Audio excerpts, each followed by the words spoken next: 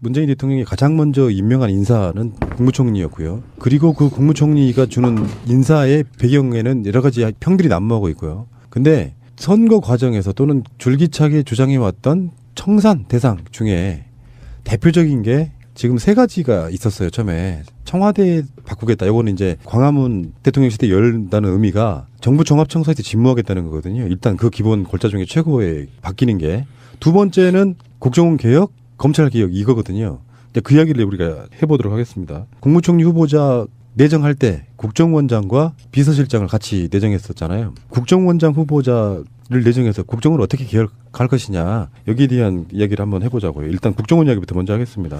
일단 임명에 대한 얘기를 하기 이전에 그 후보자들을 놓고 문재인 대통령이 직접 기자들 앞에서 일일이 소개를 하면서 이 사람들이 앞으로 이걸 이끌어 나갈 사람입니다. 질문하세요라고 딱 던져주고 나니까 기자들이 그런 경우가 없었잖아. 대한민국 역사상 처음이래. 대통령이 직접 인선자들을 소개를 하고 그 기자들이 준비가 안 돼 있어가지고 제대로 된 질문을 못 하는 거야. 특히 서훈 그 국정원장 내정자 같은 경우에는 스스로 물어보더라고. 나한테 질문 좀 하세요. 앞으로는 제가 공식적으로 이런 자리에서 뭐 얘기해 드릴 수 있는 입장이 아니니까 물어보시라니까 하는데도 불구하고 청와대에 출입하는 출입 기자들이 그동안 얼마나 주는 대로 받아 쓰고 있는 대로 그 수동적으로 일을 해왔으면 갑자기 바뀐 시스템에 적응을 못하는 대표적인 적폐 중에 하나죠. 대통령하고 기억납니까? 옛날에 MBN 기자, 여자 기자 대통령한테 뭐 빨다가 뭐 이상한 소리 해가지고 욕 바가지로 쳐먹던 기자도 하나 있었고요. K모 기자라고 기억나는데 서훈 국정원장이 1980년에 국정원에 입사를. 회사라 자기들도 회사라고 그렇죠. 부르더라고. 무슨 기업 뭐 이렇게 부르잖아요. 2008년 약 10여 년 전에 퇴직했어요. 28년 정도, 30년 가까이 국정원에 근무했던 사람이고, 국정원 개혁을 하려고 하면 조국 교수 같은 경우는 검찰 개혁이 목적으로 임명됐다고는 하지만 검찰에 들어가서 개혁할 대상이 아니고 청와대에서 개혁을 지원해주는 역할을 하는 거거든요. 근데 국정원 출신을 임명할 수밖에 없는 거는 다른 조직하고 또 달라서 국정원 조직은 모르잖아요, 사람들이. 그러니까 그 출신만들만이 아는 개혁에 이런 사람들도 그냥 어느 날 갑자기 너 국정원장 해? 그러면 할게요. 이런 게 아니고요. 어떻게 개혁할 것인지를 굉장히 오랜 시간 동안 연구를 해왔을 거예요. 근데 그 개혁의 요지는 뭐 어떻게 보면 단 하나인데 국내 정치에 개입하지 말라는 겁니다. 국정원이. 지금까지 국정원이 개입했던 사건들 우리가 지금 너무나 많은 이야기를 해가지고 최근에도 알파팀 같은 경우도 국정원이 직접 알파팀에게 활동비를 지급했다 이야기가 나오고 있는 거고요. 댓글 부대, 여론 조작하는 그런 팀들은 아예 없어질 수밖에 없는. 이게 이제 국정원이 앞으로 어떻게 개혁될 것인가를 직접 들어볼 수 있는 기회는 없기 때문에 뭐 예상은 그렇게 상식적인 선으로 넘어갈 수 있을 것 같습니다만은 이번 그 기자회견을 보면서 느낀 게 뭐냐면 외신 기자가 한 명도 없는 거야, 참석하는 사람이.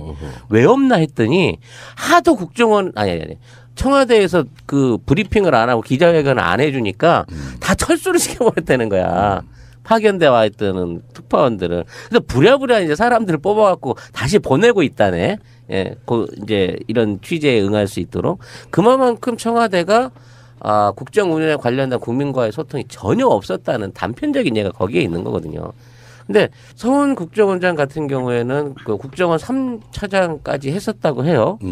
뭐 실무자이고 직접 할 수 있는 분이기 때문에 이분이 할 수 있는 그 어떤 개혁이 기존에 있는 구 인사들, 과거 정부는 그랬단 말이야. 이명박 정부는 호남 출신의 국정원 직원들을 거의 싹쓸이해서 해고를 시켰단 말도 있었고 매 정부나 국정원장이 바뀔 때마다 검찰에서 많은 사람들이 그쪽으로 옮겨가거나 사람들에 관한 물갈이 교체 같은 게 있었는데 이번에는 그런 인적 쇄신이 아니라 시스템 자체로 쇄신을 해가지고 지금 있는 국정원 직원들이 제대로 된 업무를 할 수 있는 댓글 같은 거 안 달고 선거운동 동원 안 되고 후보자나 중요 인물들 사찰 같은 거 안 하고 제대로 된 정보 업무에 활용될 수 있다라는 시스템을 난 이걸 좀 공개를 해줬으면 만들어줬으면 싶어요. 서훈 국정원 전 3차장은 북한에서 살아본 적도 있는 사람이에요. 경수로 건설을 지원한 한반도 에너지 개발기구 금호 사무소 대표로 북한에 2년 거주하게 됐습니다. 북한을 너무 잘하는 사람이지. 이것도 정북이라고 꼬투리 잡아서 지랄지랄하는 거 아니야 또? 뭐 하다못해 비서실장에 대해서도 주사파라고 뭐 비토를 넣는 세력들이기 때문에 어쨌건 북한에 대해서 굉장히 잘하는 인물인데요. 이 사람이 지금 국정원 자체에 개혁이라는 말이 우리는 그냥 쉽게 막연하게 느끼지만 재탄생 수준의 완전하게 물갈이를 해버리겠다는 거거든요. 조직 개편도 그렇게 될 거고 이건 물론 법에 의해서 만들어지는 거예요. 신임 대통령이 국정을 이렇게 만들겠다고 하면 대부분 국회에서 통과를 시켜줍니다. 특별하게 뭐 하자가 있지 않는 한. 그러면 어찌됐건 이 개혁의 방향성은 딱 하나예요. 해외 업무와 북한 업무만 해라. 국내 정치에 절대 개입하지 마라. 사실은 이명박근혜 10년 가까운 시간 동안 그들이 망한 이유가 바로 이런 것들 때문이거든요. 국내 정치에 개입해가지고 온갖 뒷조사들을 해가면서 하다못해 뭐 대법원장 사찰도 하고 이런 방식으로 헌법재판소 탄핵 결정되기 전에도 국정원 직원들이 탄핵 심판하는 재판관들의 성향까지도 뒤에 조사하는 이런 방식. 국정원 직원들이 각 정부 기관에 나가가지고 마치 사찰하듯 감시하듯 그렇게 있는 이 상태는 버려야 된다는 거죠. 이명박근혜 정부 때 국정원이 얼마나 그 무능했냐면요. 저 같은 경우에 이제 그 대중국 관련해서 교육을 해보면 중국에 들어가서 중국의 고위층하고 연결되려고 하면 북한을 갔다 온 사람들이 대부분 고위층하고 또 연결이 돼요. 무슨 얘기냐면 북한이라고 하는 체제를 왔다 갔다 하면서 연결할 수 있는 사람들이 실제로 중국의 외교 라인이라든지 실무 라인 안에 관시를 갖고 있는 사람들이 예전에 다 국정원의 일종의 카운터 파트너였다는 거예요. 그러니까 그런 사람들이 맡아서 정보를 뽑아주거나 이제 어떤 그 국가가 은밀하게 진행하고 있는 프로젝트에 도움을 주거나 하는 사람들이 있었지. 그러니까 옛날에 그 무슨 뭐 북극곰 뭐 이런 그 암호명으로 불리는 그런 인사들이 사실은 종북 인사나 간첩이 아니고 원래 중국 외교부하고 북한 외교부를 연결할 수 있는 사람들이었단 말이에요. 근데 거기에 관련된 라인을 딱 끊어버리게 되면서 일단 중국 권력 핵심 또는 권력 실무하고 연결될 수 있는 라인이 끊어져 버렸고 그것 때문에 삼성이라든지 이런 그 개별 기업들이 이 중국 정부하고 뭔가 교섭을 하거나 그쪽에 줄을 대려고 했을 때 그 옛날엔 국정원을 통해 갖고 연결하면 만날 수 있어지던 사람들이 다 라인이 붕괴됨으로 해갖고 야 이거 이제 누구를 통해 갖고 권력 핵심하고 연결을 해야 되지 이걸 고민할 정도였다니까. 근데 그게 4년 5년 동안 쭉 유지되는 순간 이미 대중국 외교 대북한 외교가 될 수 없는 상황까지 만들어졌다는 거예요. 그래서 이 외교 라인의 복원은 앞으로 우리나라가 대중국 외교를 하고 통상을 하는 데 있어서도 굉장히 중요한 업무예요. 국정원의 업무가 그런 부분 안에서 경제적인 부분, 외교적인 부분에서도 영향력을 미칠 수 있는 업무인데 이 사람들을 다 잘라버리고 지네 사람 고향 사람 데려다가 심어가지고 도청이나 하고 감찰이나 하고 SNS나 들여다보게 만드는 일을 해왔던 게 그동안의 국정원이었다는 거죠. 그런 적이 있었죠. 노무현 정권 때 국정원장에게 보고를 실질적으로 받지 않아서 대통령에게 직보를 하지 않으면 그 권력 기관장 힘이 빠져요. 그리고 심지어는 무슨 지방선거나 이럴 때 대국민 심리전 이런 개념으로 작업을 할까요라는 국정원으로부터의 의견이 들어왔을 때 안 돼라고 딱 잘랐던 게 노무현 대통령이었고요. 근데 2008년 제 기억에는 그래요. 2008년이면은 이명박 정권 들어서가지고 국정원이 다시 개편되니까 국내 파트가 다시 부활하는 이런 상황이 돼갖고 이 사람들은 습관적으로 그런 게 있는 거예요. 1차장이 이제 대북 업무라든지 총괄하는 수석 느낌이고 2차장은 국내 파트. 그러니까 국내 파트라고 하는 개념이 너무 모호하기 때문에 결론적으로 말하면 국정원 직원들은 본능적으로 정치인들에 대한 사찰할 수밖에 없고 그런 것들이 나중에는 정적을 제거하는 데 쓴다거나 야당을 탄압하는 데 쓰는 용도. 그래서 그때 RCS라든지 뭐 온갖 것들이 등장을 했고요. 그래서 문재인 대통령이 사실상 대통령이 됐던 그 선거에서 그 작업했던 김하영 같은 직원도 아직도 국정원에 다니고 있는 거 아니에요. 좌익 교수라는 이름으로 활동했던 그 많은 직원들이 지금 국정원에 있는 겁니다.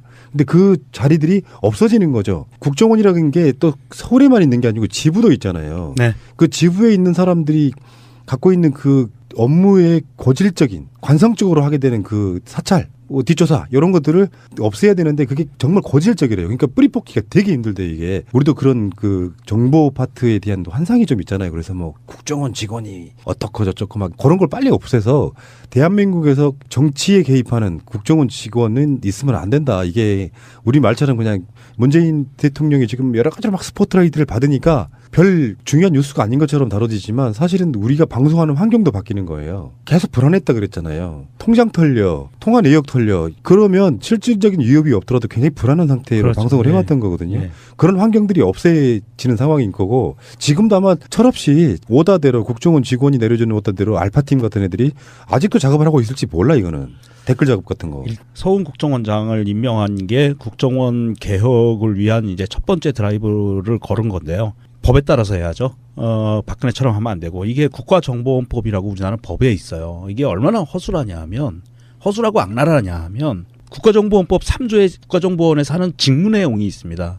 상세하지 않게 정해져 있는데 1조 1항에 보면 국외정보 및 국내 보안정보 그래는 가로치고 대공, 대전부정복, 방첩, 대테러 및 국제범죄 조직의 수집 작성 및 배포 그런 게 있고요. 그다음에 형법 중 내란의 죄, 외환의 죄, 군형법 중 반란의 죄, 암호 부정 사용의 죄, 군사기밀보호법에 규정된 죄, 국가보안법에 규정된 죄에 대한 수사해서 수사권이 있어요. 이런 부분들이 지금 제일 중요한 게 여기에서 직무 1항에 나와 있는 국외정보까지는 모르겠는데 국내 보안정보라고 이게 크게 뭉뚱그려 놓은 부분 이 부분이 제일 문제인 거예요. 그래서 이 처장이 이 부분을 담당을 하고 있는데 대공 업무 대공이라는 거는 공산주의에 대항한다는 업무거든요. 근데 이게 너무 커요. 포괄적이에요.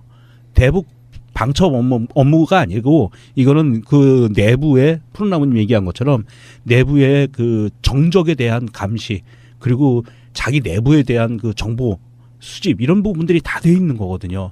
그래서 이런 부분들을 고쳐야 되고 법으로 고쳐야 되는 부분이고요. 이 조직은 그 2011년도에 이명박이 있을 때 법을 개정해서 조직이나 직원 같은 경우에는 비공개로 돼 있어요. 법으로. 국정원장이 비공개로 할 수 있다. 이렇게 해놨어요. 그리고 비공개로 돼 있는 거예요. 지금 이제 서훈 그 내정자 같은 경우에는 두 차례 남북 정상회담을 기획하고 실무적으로 운영을 했던 분이라고 합니다. 그렇기 때문에 굉장한 대북 통인 거죠, 사실상. 근데 이제 중요한 멘트를 하는 게 지금 남북 정상회담에 대해서는 시기상조이긴 하나 꼭 필요하긴 하다라고 얘기를 한 거예요. 이게 시기는 언급되지 않을 수 있으나 이번 정권 안에 어떤 형태로든 정상회담이 있을 수 있다. 또 거기에 대한 준비를 하겠다라는 멘트로 받아들일 수 있는 내용인 거거든요.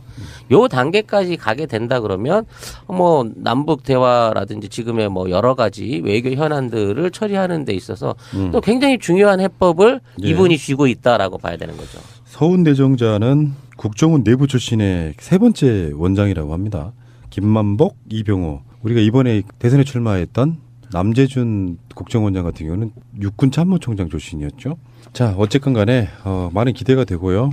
최소한 새벽에 퇴근할 때 두리번거리진 않았어요. 지원해주는 역할을 하는 거거든요. 근데 국정원 출신을 임명할 수밖에 없는 거는 다른 조직하고 또 달라서 국정원 조직은 모르잖아요, 사람들이. 그러니까 그 출신만들만이 아는 개혁에 이런 사람들도 그냥 어느 날 갑자기 너 국정원장 해? 그러면 할게요. 이런 게 아니고요. 어떻게 개혁할 것인지를 굉장히 오랜 시간 동안 연구를 해왔을 거예요. 근데 그 개혁의 요지는 뭐 어떻게 보면 다 하나인데 국내 정치에 개입하지 말라는 겁니다. 국정원이.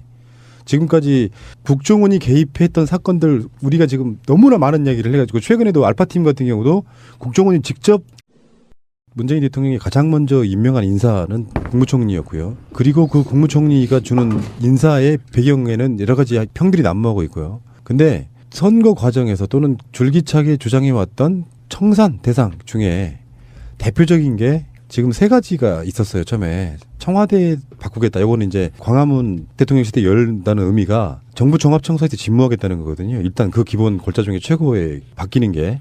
두 번째는 국정원 개혁, 검찰 개혁 이거거든요. 그 이야기를 우리가 해보도록 하겠습니다. 국무총리 후보자 내정할 때 국정원장과 비서실장을 같이 내정했었잖아요. 국정원장 후보자를 내정해서 국정원을 어떻게 개혁할 것이냐 여기에 대한 이야기를 한번 해보자고요. 일단 국정원 이야기부터 먼저 하겠습니다.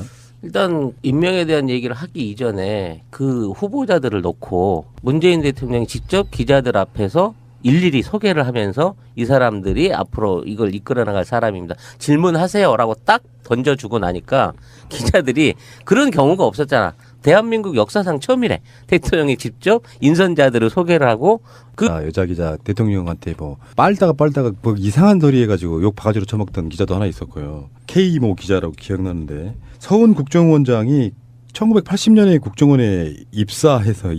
그 회사라 자기들도 회사라고 그렇죠. 부른다더라고. 예, 무슨 기업 뭐 이렇게 부르잖아요.